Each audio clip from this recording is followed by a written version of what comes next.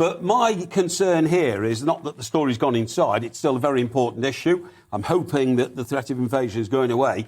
But this says that Monsieur Macron might be doing a deal with Mr. Putin. If there's two men in the world I least trust, it's Mr. Emmanuel Macron, who has done his best to try and make sure Brexit never happens, despite the fact that we voted for it, and Mr. Putin, whose lifelong ambition is to restore the Soviet Union to what it used to be, 20 years ago, 25 years ago. And you put those two heads together and say, oh, these guys are doing a deal to solve the Ukraine crisis. Frankly, I don't believe it. The big problem they've got here is that when the Soviet Union collapsed, there were 12 NATO countries in that part of the world. There are now 30.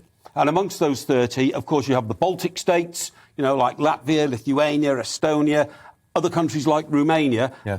And this is what Putin is trying to stop. Well, could I just also say, contrary to that, does it not mean that maybe Putin has a point? Well, you make a very good point yourself, Eamon, because what he's saying is it's all very well for you lot to say that you can dot your NATO countries around my borders, but then you say I can't do anything to protect myself against the possibility of you incursing my country. So he has got an argument. The problem is that NATO has a passive manner of peace, and Mr. Putin doesn't believe in passivity. He believes in rattling the cage, because he thinks if he shows how strong we are...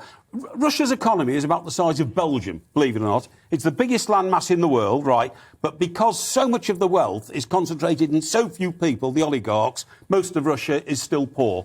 And the economy, the GDP...